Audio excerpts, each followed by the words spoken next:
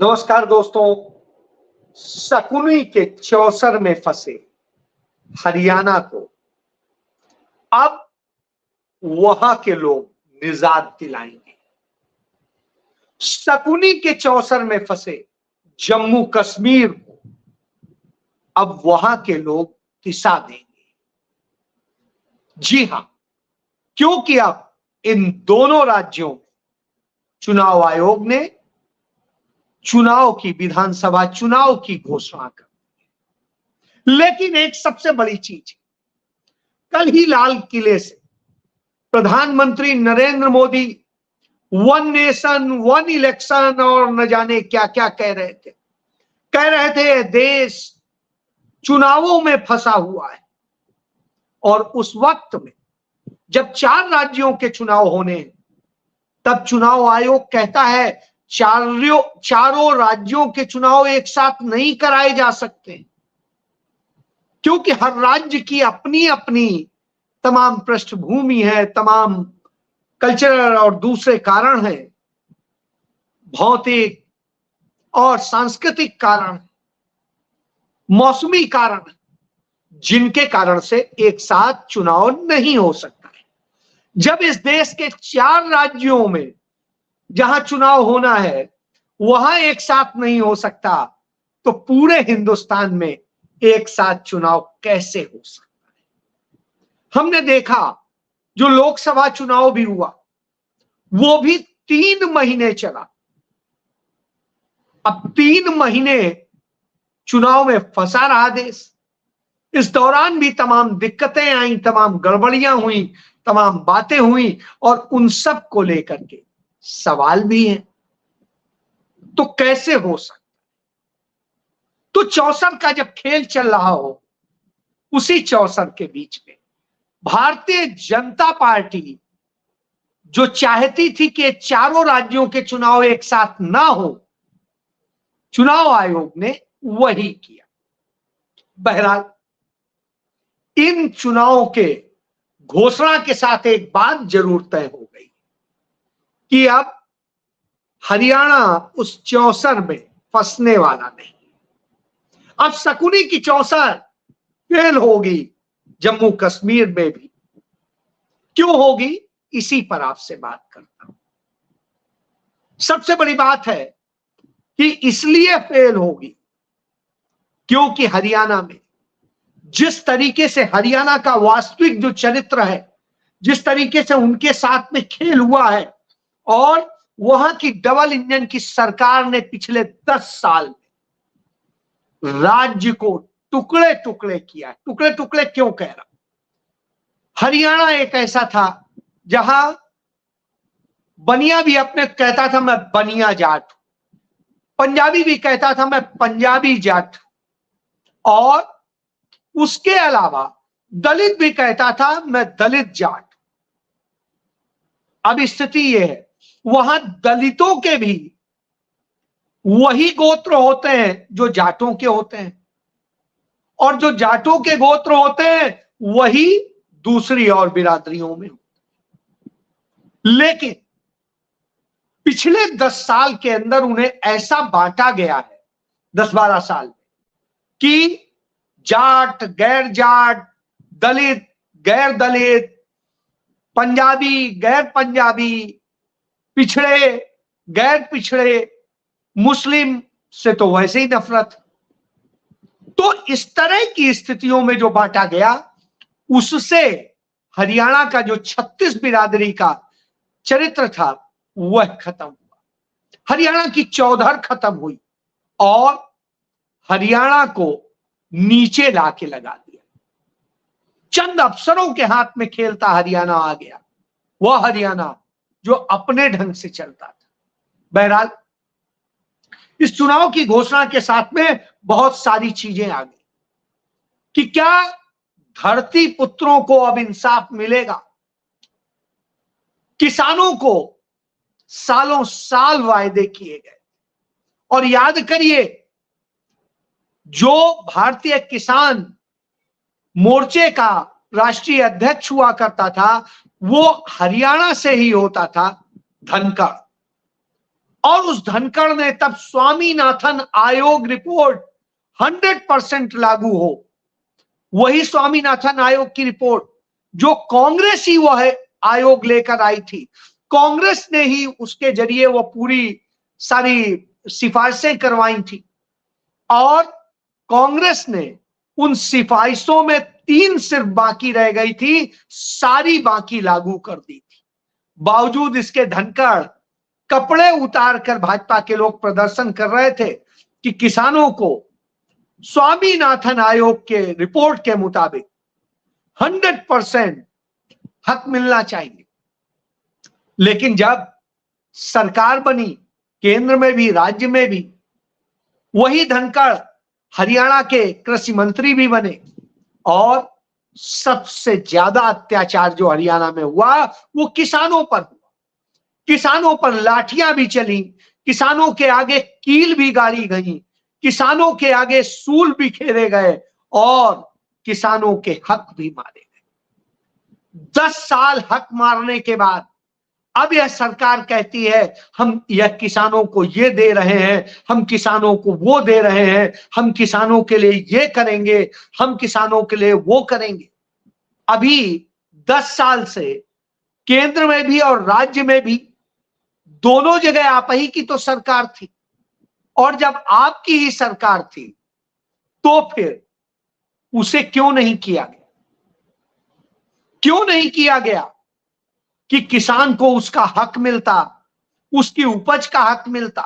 क्योंकि अडानी अंबानी को सब कुछ सौंपना था। अडानी ने तमाम बड़े गोडाउन्स बना लिए, हरियाणा में ही बनाए, बहुत बड़े बड़े बनाए। हरियाणा में जो पिछली सरकार के दौरान बिजली उत्पादन के लिए तमाम थर्मल पावर प्रोजेक्ट लगाए गए थे, उनका उत्पादन बंद कर दिया गया, वहां से रोजगार छीन लिया गया और अडानी की बिजली खरीदी जाती। इसी तरीके से चाहे यमुनानगर हो, चाहे दूसरी और जगह हो, सब जगह यही किया गया। तो युवाओं से रोजगार छीना गया, खर्ची पर्ची की सरकार बन गई, और हालत यह हुई कि पेपर लीक एक सामान्य सी बात हो गई। भर्ती परीक्षाओं में धांधली के कारण हाईकोर्ट ने तमाम परीक्षाओं को निरस्त कर दिया। भर्ती बोर्ड से लेकर सब जगह छापे पड़े, वहां पर भ्रष्टाचार का पूरा मॉडल चल रहा था, वह भी पकड़ा गया। यही नहीं, और तमाम सारे घोटाले हुए। किस चीज में नहीं हुए? पंचायती राज के तहत जो अधिकार मिले थे पंचायतों को, वो छीने गए। छीने गए अधिकार उन सारे लोगों के जो लड़ते थे। दलितों पे अत्याचार भी हुए। ये सब होता है तो आप समझिए, किसान कहता है कि भाजपा के डीएनए में किसान विरोध है, क्योंकि ये सिर्फ बनिया के हैं। तो वह भी देखने को मिल रहा है। आज यह भी देखने को मिल रहा है कि हरियाणा के ही वो जवान थे जहां रेवाड़ी से नरेंद्र मोदी ने प्रधानमंत्री पद के प्रत्याशी बनने के बाद पहली रैली करके जय जवान जय किसान की बात की थी। उसी हरियाणा का किसान भी मारा गया और उसी हरियाणा का जवान भी मारा गया। अग्निवीर बना के उसके हक छीन लिए गए, उसे बर्बाद कर दिया गया। यही वजह थी। नकल माफिया और दूसरे सक्रिय हुए, नौकरियों में पूरा फ्रॉड हुआ, और जजपा और भाजपा की सरकार ने खर्ची पर्ची करके सब बर्बाद किया। जब यह हुआ हो, ड्रग माफिया पूरा सक्रिय हो गया हो पूरे हरियाणा में, तो फिर किसकी बात करें? अपराधी सिर चढ़कर बोल रहे हो, सरेआम रेप हो रहे हो, सरेआम और दूसरी चीजें हो रही हो, तो हरियाणा के लोग क्या कहेंगे? और जो हरियाणा की बेटियां हैं जो खेल में अव्वल आती हैं, उनके साथ अत्याचार हुआ, उन पर लाठियां बरसाई गई, उन्हें सड़कों पर घसीटा गया। विनेश फोगाट जैसी महान खिलाड़ी के साथ जो अन्याय किया गया, क्या हरियाणा वह भूला है? नहीं भूला है। पूरा हरियाणा उस पर द्रवित है। याद करिए, जब ओलंपिक शुरू हुआ था तमाम दावे किए गए थे। खेलो इंडिया के नाम पे हरियाणा को तो 60 करोड़ दिए गए और 450 करोड़ दे दिया गया गुजरात को, उत्तर प्रदेश को दिया गया और दूसरे राज्यों को दिया गया। लेकिन जब ओलंपिक में मेडल आए 6, तो उनमें से 4 हरियाणा लेके आया और जो 4 लेके आया वो 5 हो सकते थे, गोल्ड भी हो सकता था। वो सिर्फ निजी रंजिश में छिनवा दिया गया। उसके लिए साजिश रची गई और वो साजिश भी भारतीय जनता पार्टी ने रची। वही ब्रजभूषण शरण सिंह और उसकी पूरी कंपनी ने रची, उसी संजय सिंह ने रची जो उन्हीं का ही रिश्तेदार है, और पीटी उषा ने रची जो भारतीय जनता पार्टी की राज्यसभा सदस्य हैं। उस साजिश में वो सारे लोग शामिल थे जो भाजपा के, चाहे वो डॉक्टर हो, चाहे जो पर्सनल स्टाफ दिया था सरकार ने वो हो, और उस पर्सनल स्टाफ पर जो सरकार ने 70 लाख रुपया खर्च किया, उसे संसद में गा गा के खेल मंत्री नरेंद्र मोदी के खेल मंत्री मांडविया ने बताया। इससे समझिए कि मनसुख मांडविया वो 70 लाख नहीं बता रहे थे, 70 जूते लगा रहे थे।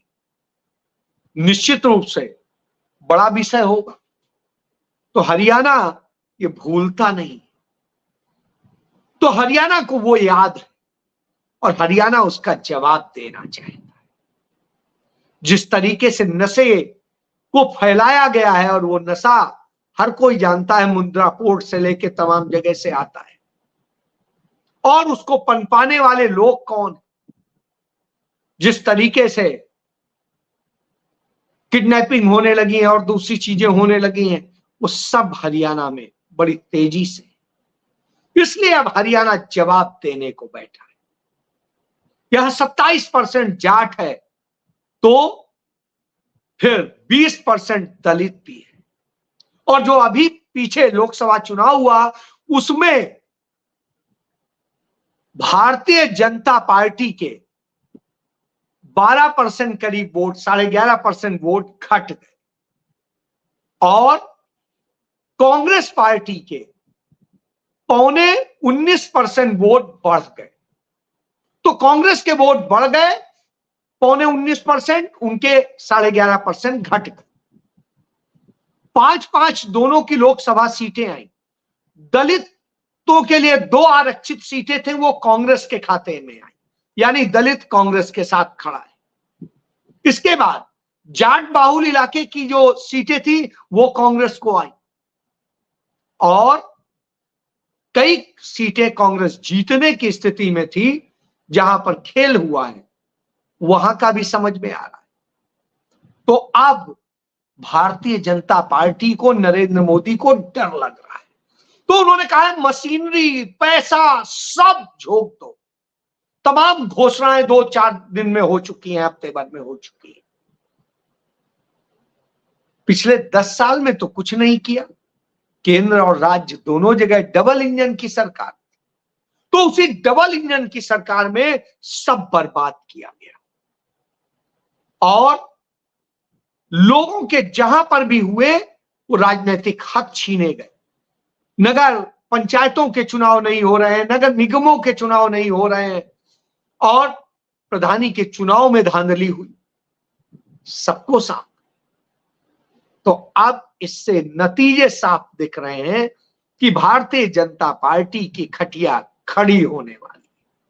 तो यानी अब हरियाणा में भाजपा की खटिया खड़ी है, क्योंकि वहां आज सबसे विश्वसनीय चेहरे राजनीति के 2 ही हैं। एक भूपेंद्र सिंह हुड्डा, दीपेंद्र हुड्डा युवाओं के मित्र हैं, तो वहीं भूपेंद्र सिंह हुड्डा सर्व समाज के मित्र हैं, और वहीं कुमारी शैलजा दलित समुदाय की बड़ी नेता है। तो अब आप समझ लीजिए, और कांग्रेस एकजुट होकर के खड़ी हुई तो भाजपा साफ है, और वहां का 2 करोड़ वोटर अब जवाब देना चाहता है। इसके बाद जम्मू कश्मीर की बात कर लीजिए। जम्मू कश्मीर में 10 साल बाद चुनाव होंगे, क्योंकि सरकार ने जिस तरह का मोदी सरकार ने खेल किया, वहां पर जबरन डबल इंजन की सरकार, जबरन इसलिए कहेंगे कि 3 साल तो पीडीपी के साथ मिलकर सरकार चलाई थी, और 3 साल बाद अब जब चुनाव की स्थिति आई है तो 7 साल से वहां सरकार, तो तब भी सरकार में, यानी 10 साल से वहां पर डबल इंजन की सरकार। और इस डबल इंजन की सरकार में यह स्थिति हुई कि पहला हिंदुस्तान के अंदर राज्य है जिसको डाउनग्रेड किया गया है। जो राज्य था उस राज्य को यूटी बना दिया गया, और यूटी बनाने के बाद उसे टुकड़े टुकड़े कर दिया गया। एक लद्दाख बन गया, एक जम्मू रीजन हो गया, एक जम्मू कश्मीर हो गया, तो इस तरह से बांटा है। बहरहाल चुनाव भी उसी तरह से 3 फेज में होंगे। वहां 3 फेज में चुनाव होंगे। संगीन के साए में पिछले 5 साल से पूरा जम्मू कश्मीर है, पुलिस और सेना का राज्य है, और डंडे के बूते बंदूकों के साए में सब कुछ हो रहा है। ऐसे में ही परिसीमन किया गया, 90 सीटें हो गई हैं वहां, और उन 90 में कश्मीर का हक मारा गया है। और जब हक मारा गया हो तो हर तरह से लूटा गया हो तो उस पर चर्चा होती है। चाहे उनका नेशन हुड का हक मारा गया है, और चाहे उनका स्टेट हुड का हक मारा गया है, चाहे उनका हक मारा गया है रोजगार का, चाहे उनका हक मारा गया है डेवलपमेंट का, चाहे उनका हक मारा गया है बाकी भागीदारी का। उनके सेब जब आते हैं बाजार के लिए तो बॉर्डर पर रोक लिए जाते हैं। कई कई दिनों तक, हफ्तों तक, 10-10 दिन तक सेब से भरे ट्रक खड़े रहते हैं और सेब सड़ जाते हैं। नतीजा, वहां का बागान वाला व्यक्ति मर जाता है। यह किया क्यों? क्योंकि तुम अदानी को बेचो। उसका अब जवाब वो लेना चाहता है। वो जवाब लेना चाहता है कि यहां की खनिज संपदा पर जैसे चंद पूंजीपतियों ने, अदानी अंबानी जैसे लोगों ने कब्जा कराया गया है, किया है। और कहा गया था औद्योगिक विकास होगा, तो औद्योगिक विकास के नाम पे यहां की संपत्तियां दे दी गई, लेकिन एक भी यूनिट नहीं लगी। 5 साल हो गए अनुच्छेद 370 के कुछ उपवन खत्म हुए। दुनिया में प्रचार किया गया कि अनुच्छेद 370 खत्म हो गया, जबकि वो आज भी कायम है, वैसे ही है। तो उससे हक छीना जाता है। उसके बाद में वहां जो 2 यूनिट्स लग रही थी, जो 82 प्लांट दिए गए, उनमें 2 में जहां हो रहा था वो भी काम नहीं हुआ।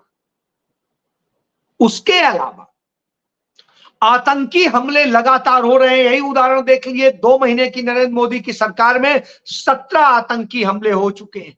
पहले सिर्फ जम्मू कश्मीर में होते थे, अब जम्मू में भी होने लगे। और 17 में से 18 सैनिक हमारे मारे जा चुके हैं, 1 दर्जन वहां के नागरिक मारे जा चुके हैं, और उसके अलावा दर्जनों लोग घायल। तमाम संपत्तियों का नुकसान हुआ है, फसलों का नुकसान हुआ है। कौन भरपाई करे? कोई नहीं। तो वो जवाब के लिए बैठे।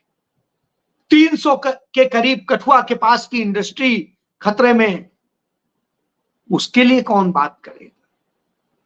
कौन बात करेगा कि किस तरीके से जम्मू कश्मीर की संपदा का दोहन किया गया है, वहां जातियों को बांटा गया है, उनके साथ कैसे खेल किया गया है, और कैसे वहां समुदाय में जहर बोया गया, उन्हें बदनाम किया गया। इसका वो जवाब। और इसलिए लगातार लड़ाई, और यही वहां अशांति का कारण। किसी का हक छीनोगे तो वो निश्चित रूप से गुस्सा। तो वहां का 87 लाख वोटर अब जवाब देने को बैठा। तो यहां 87 लाख, वहां 2 करोड़, 90 सीटें वहां पर भी हैं हरियाणा में। और हरियाणा में पिछली बार चुनाव के समय में कहा था भाजपा ने, अब की बार 70 पार, और स्थिति ये हुई थी 40 पे आके सिमट गए। जेजेपी की बैसाखी के सहारे सरकार चलाई 5 4.5 साल चलाने के बाद में ड्रामा किया गया कि हाँ अब अलग हो। तो ये है खेल। अब बहरहाल दोनों जगह राहुल गांधी को अपने नेता के तौर पे देखा जाता है। राहुल गांधी का विशेष सम्मान, चाहे किसान हो, चाहे कामगार हो, चाहे कश्मीरी हो। और उन राहुल गांधी का जब अपमान किया जाता है तो उन दोनों राज्यों में उसका असर होता है, और वह भी देखने को मिल रहा है। उधर विनेश फोगाट के मसले को लेकर के पूरा उबला हुआ है हरियाणा, घर घर में बेटियां और लोग उस पर बात कर रहे हैं। और जिस तरीके से भारतीय जनता पार्टी का मंत्री संदीप सिंह महिला कोच के साथ यौन शोषण करता है, वह मामला भी है। तो अब लड़ाई कड़ी है, मुकाबला भाजपा के लिए बिल्कुल खत्म। अब लोग भाजपा को उखाड़ फेंकना चाहते हैं, और उसका जवाब आपको इस चुनाव में मिलने जा रहा है। तो अब इंतजार कीजिए, 1 अक्टूबर को लास्ट वोटिंग होगी दोनों जगह, और फिर 4 अक्टूबर को नतीजे आ जाए। और प्रथम दृष्टया भाजपा साफ जय।